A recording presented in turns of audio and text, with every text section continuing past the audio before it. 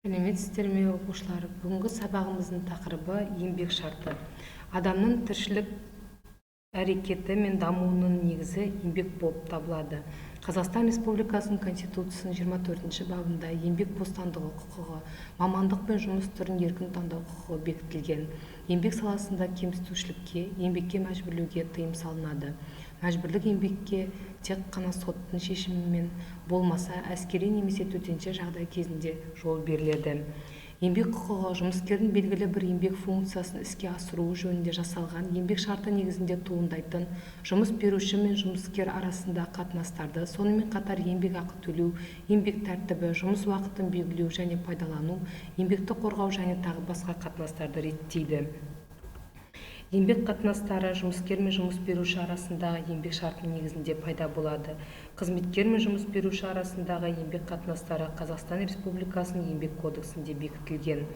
Жұмысшының құқықтары мен міндеттемелері бар. Олар Қазақстан Республикасының еңбек кодексінде, ұжымдық келісім-шартта және еңбек шартында көрсетілген. Еңбек шарты жұмыс беруші мен жұмыскердің арасында жасалынатын екі жақты жазбаша келісім. Еңбек шарты негізінде жұмыскер кәсіпорынның өндірістік қызметінде жеке еңбекпен айналысады. Жұмыскер өндірістік қызметті жүзеге асыру үшін жеке құрамға қабылданады. Жұмыскер ішкі еңбек тәртібіне қатаң бағынады. Тараптардың шарттың барлық маңызды талаптары бойынша келісімге қол жеткізген кезде еңбек шарты жасалды деп есептеледі. Еңбек шарты кезінде кемінде екі дана жазбаша түрде жасалады. Оған тараптар қол қояды. Қол қойылған шарттың бір данасы жұмыскерге, екіншісі жұмыс берушіде сақталады. Еңбек шартын жасасуға 16 жастан рұқсат етіледі. Жұмысқа қабылдау кезінде сынақ мерзімі белгіленуі мүмкін. Оның мақсаты қызметкердің өзіне жүктелген жұмысқа сәйкестігін тексеру. Еңбек шартының негізінде жұмысқа қабылдау туралы бұйрық шығарылады. Еңбек шартының мерзімі біріншіден белгіленбеген мерзімге, екіншіден белгілі бір жұмыстың орындалу уақытына, уақытша болмаған жұмыскерді алмастыру уақытына, маусымдық жұмысты орындау уақытына, өз бетінше жұмысқа орналасу үшін келетін шетелдік қызметкердің еңбек қызметін жүзеге асыруының Қазақстан Республикасының заңнамасында белгіленетін мерзімдерінен басқа, бір жылдан кем емес белгілі бір мерзімге жасалуы мүмкін.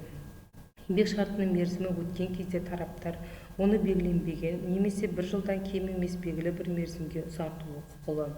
Белгілі бір мерзімге жасалған еңбек шарты көп дегенде 2 рет ұзартылуы мүмкін. Еңбек шартын тоқтатуға себеп болатын негіздер: шарттардың келісімі бойынша еңбек шартын бұзу, еңбек шарты мерзімінің аяқталуы, жұмыс берушінің бастамасы бойынша еңбек шартын бұзу, жұмыскердің басқа жұмыс берушіге ауысуына байланысты жұмыскердің бастамасы бойынша еңбек шартын бұзу, тараптардың еркінен тыс мән-жайлар, жұмыскердің еңбек қатынастарын жалғастырудан бас тартуы, Қазақстан Республикасы заңдарында көзделген жағдайлардан басқа жұмыскердің сайланбалы жұмысқа ауысуы немесе еңбек қатынастарын жалғастыру мүмкіндігін жоққа шығаратын лауазымға тағайындалуы, еңбек шартын жасасу талаптарының бұзылуы. Келісімшартты бұзу туралы бастаманы жұмыскер, жұмыс беруші және үшінші тарап жасауы мүмкін. Жұмыскер жұмыстан шығу туралы өтінішті еңбек демалысы, сондай-ақ ауырып жатқан кезінде бере алады. Бұл жағдайда еңбек демалысындағы уақыты мен ауырып жатқан уақыты ескерту мерзіміне жатады. Кез келген жағдайда еңбек шартының бұзылуынан кем дегенде 1 ай бұрын бір тарап келесі тарапқа шарттың бұзылуы туралы ескертуі керек. Осы мерзім аяқталғаннан кейін қызметкер жұмысын тоқтатуға құқылы, ал жұмыс беруші онымен біржола есеп айырысуға міндетті. Еңбек шарты жұмыс берушінің бастамасы бойынша көп жағдайда бұзылады. Еңбек шарты негізсіз тоқтатылса немесе жұмыскер басқа жұмысқа негізсіз ауыстырылса, еңбек дауын қарайтын орган оны алдыңғы жұмысқа орнына қайта кіргізуі керек. Бұл жағдайда жұмыста амалсыз болмаған кезеңі үшін жұмыскерге орташа жалақы төленеді, бірақ ол 6 айдан аспауы керек. Еңбек шартын толық ақпаратқа қол жеткізуіміз үшін еңбек шартының толтыру тәртібімен танысалық. Ол үшін берілген мына нұсқаға назар аударайық. Фаворит ақпараттық жүйесі. Еңбек шарты. Еңбек шартын толтыруды бастау үшін біз қызметкерлерді есепке алу бөлімін таңдауымыз керек. Содан кейін құжаттарға өтіп, еңбек шартын таңдаймыз. Біз кестелерді қарау ауқымына шығамыз. Бұл жерде сіз окей пернесін басып, бұрын жасалған жазбалардың тізімін көре аласыз. Ал жаңасын жасау үшін жаңа жазба қосу пернесін басыңыз. Осы құжаттан қызметкерлерді жұмысқа қабылдау басталады. Құжатпен келесі деректер анықталады. Жеке тұлғаның деректемелері, бөлімшесі және лауазымы, жұмысқа шығу күні, еңбек жағдайлары, жұмыспен қамту, демалыс түрлері мен күндерінің саны, және де ұсынылған құжаттар тізімі. Еңбек шартын толтыру құжаттың нөмірі мен күнінен басталады. Әрі қарай жұмысқа қабылданған қызметкердің тегін, атын және әкесінің атын көрсетіңіз. Келесі кезекте жеке сәйкестендіру нөмірін тіркейміз.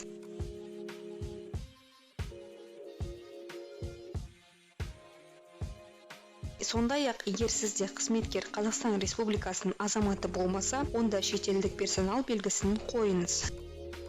Қызметкерлердің деректемелері қойындысы. Қызметкерлердің жеке басын куәландыратын құжаттың түрін көрсетеміз. Таңдалған түрге байланысты келесі өрістерді толтырамыз. Құжаттың сериясын, нөмірін, берілген күнін, және құжатты берген органның атауын белгілейміз. Сондай-ақ мекен-жай деректерін көрсетіңіз. Ел, облыс, аудан, пошта индексі, елді мекен және мекен-жай.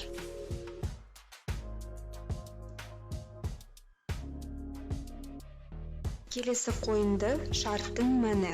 Егер қызметкер штат кестесінде көзделмеген лауазымға қабылданса, штаттан тыс белгісі белгіленеді. Әрі қарай сіз құрылымдық бөлімшені және лауазымды көрсетуіңіз керек.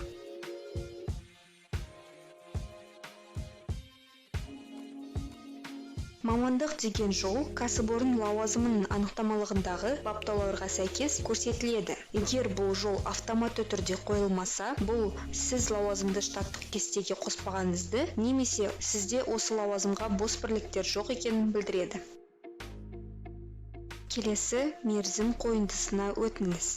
Қабылдау туралы бұйрық үшін категорияларды көрсетіңіз. Нұсқалары: белгісіз мерзімге, белгілі бір мерзімге, белгілі бір жұмысты орындау уақытына, уақытша болмаған қызметкерлерді ауыстыру кезеңінде және маусымдық жұмысты орындау уақытына арналған нұсқалары бар. Қай категорияны таңдағаныңызға байланысты сізде әртүрлі жолдар болады. Яғни, егер біз белгісіз мерзімге категориясын таңдасақ, біз жұмыстың қай күннен басталуын ғана көрсетеміз.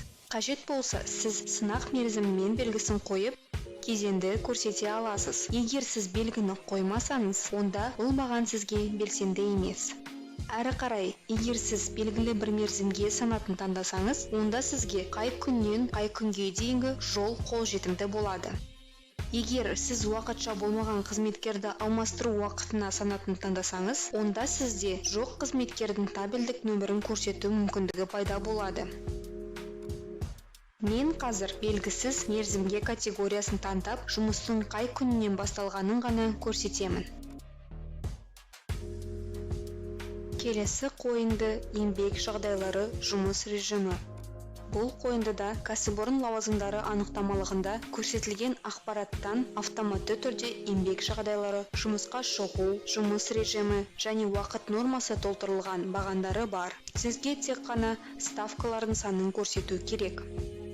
Демалыс лимиттері қосымша бетіне өтіп, менде демалыс беру бағаны кәсіпорын нормативі бойынша екенін байқай аласыз. Бұл мекеме лауазымдары құрған кезде мен өзіме қажет норматив жасағанымды білдіреді. Сондай-ақ сізде демалыс беру бағанын өзгертуге мүмкіндігіңіз бар. Мысалы, еңбек кодексіне сәйкес бұл демалыс 24 күн болатынын білдіреді, немесе сіз еңбек шартына сәйкес нұсқасын таңдай аласыз. Бұл жағдайда сіз демалыс күндердің лимиттері аймағын толтыруыңыз қажет. Жолды қосу арқылы күндердің түрі мен қажетті күндер санын көрсетуіңіз керек. Бұдан әрі басқалар қойындысы. Бұл жолда қызметкер ұсынған құжаттарды атаңыз. Мысалға, жеке куәлігінің көшірмесі, еңбек кітапшасы және тағы да басқа.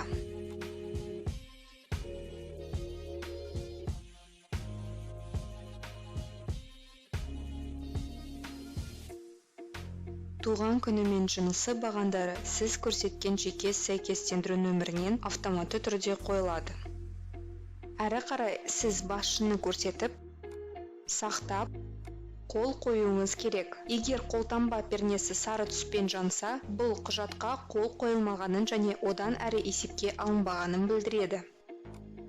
Қажет болса, құралдар тақтасындағы есеп пернесін басу арқылы еңбек шартын басып шығаруға болады. Еңбек шартын құрып қол қойғаннан кейін келесі қадам байланысты құжаттар пернесі немесе тінтуірдің оң жақ батырмасы арқылы жұмысқа қабылдау туралы бұйрықты дайындауыңыз керек.